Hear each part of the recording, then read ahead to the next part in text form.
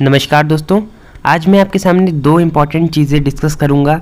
एक तो पहला है पेड सीट का कट ऑफ कितना हो सकता है और दूसरा लॉक एंड अपग्रेड रूल। तो आप लोग वीडियो को पूरा देखिएगा और हो सके तो लाइक भी करिएगा।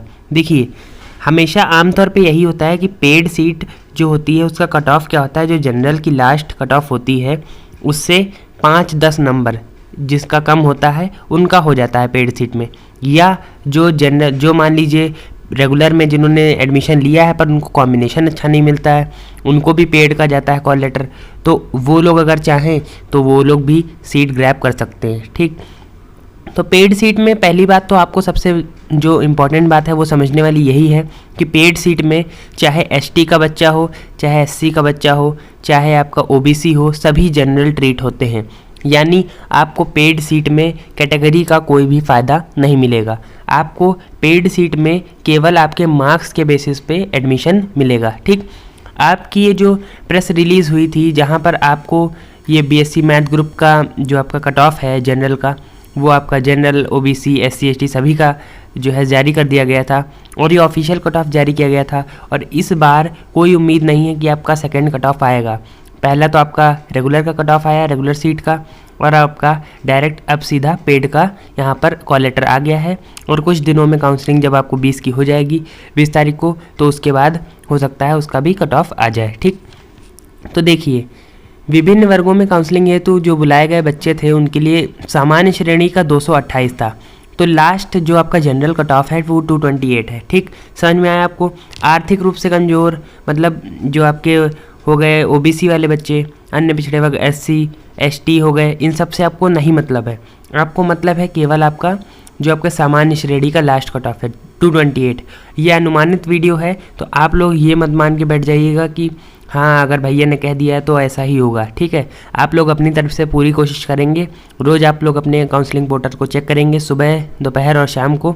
ठीक, कोई आपके लिए अपडेट होगी तो मैं आपके लिए लाता रहूँगा। ठीक, तो देखिए 228 जो लास्ट कट ऑफ है आपका, तो ये समझ लीजिए 220 से ऊपर जिसके नंबर हैं वो लोग मान सकते हैं कि उनको पेड का जो कॉल लेटर आया है उसका उनमें हो जाएगा उनका। ठीक है, 220 से प्लस जिनके भी मार्क्स होंगे बीएससी मैथमेटिक्स में उनका होने की संभावना है।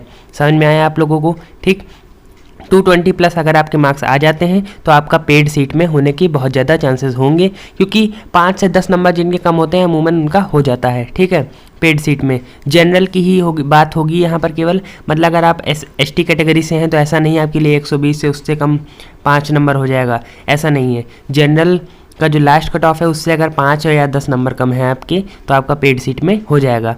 चलिए अब हम लोग जानते हैं लॉक और अपग्रेड रूल क्या होता है बीएचयू में, और उससे संबंधित सारी बातें मैं आपको बताऊंगा। तो लॉक और अपग्रेड पॉलिसी जो होती है आपकी या रूल होता है, उसमें सबसे पहली बात आपको जानने की ज़रूरत है कि लॉक और अपग्रेड होता क्या है। देखिए, ऐसा होता है कि आपका जो बीएचयू की काउंसलिंग होती है उसमें जब मान लीजिए आपको कोई सीट अलॉट होती है और आपसे प्रेफरेंस एंट्री भरवाया जाता है, तो प्रेफरेंस एंट्री में हो सकता है मान लो आपने जो टॉप प्रायोरिटी में रखा है subject combination with some honours वो आपको नहीं मिला, मान लीजिए आपको थर्ड कॉम्बिनेशन मिल गया, तो ये पॉसिबिलिटी होती है कि आपको जो ऊपर के 2 कॉम्बिनेशन अभी आपको नहीं अलॉट हुए हैं मतलब उसमें अपग्रेड हो जाए आपका।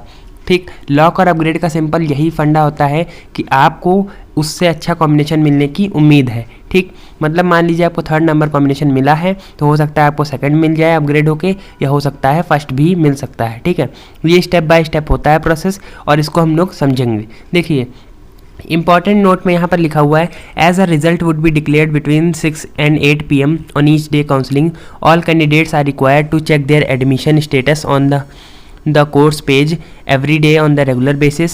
ठीक, and as those who have secured the admission in the initial round of the declaration of admission get accreditation to a course more preferred by them, those in the waiting list of the counseling may receive an offer of admission due to dropouts and withdrawal in the previous round.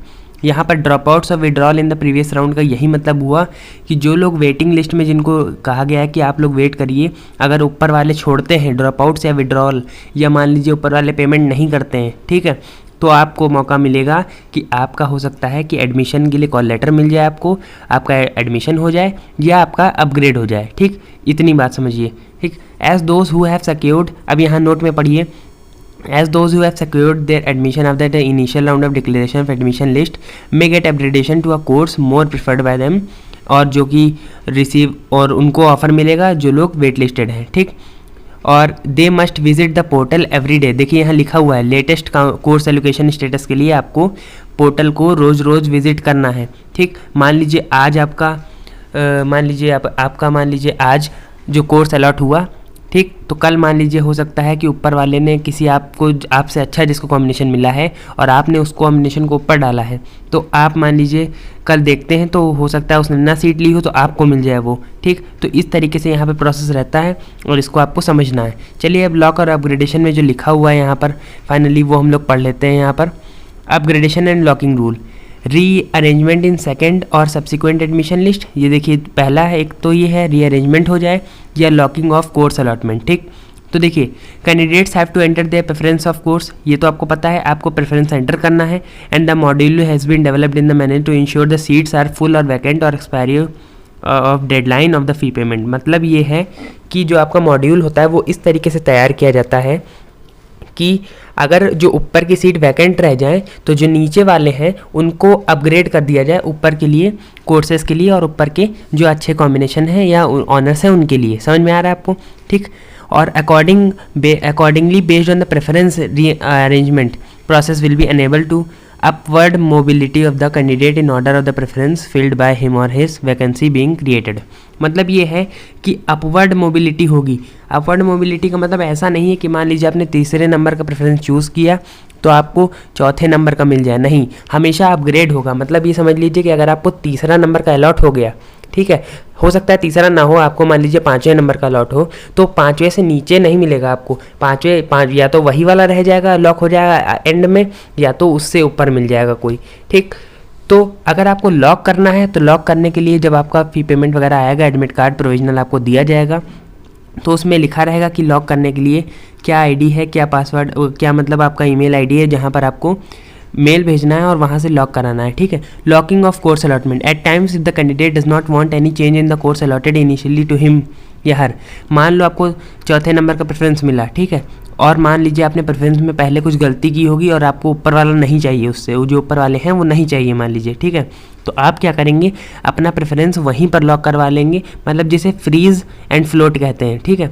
मतलब अपना preference जो है आप वहीं पर lock करा देंगे और उससे ऊपर आप नहीं जाएंगे, ठीक। इतनी बात समझिए यहाँ पर, ठीक। रजिस्टर्ड ईमेल आईडी से आपको यहाँ पर मेल करना होगा एडमिशन कमेटी को, और जिससे आप लॉक कर दें, ठीक है।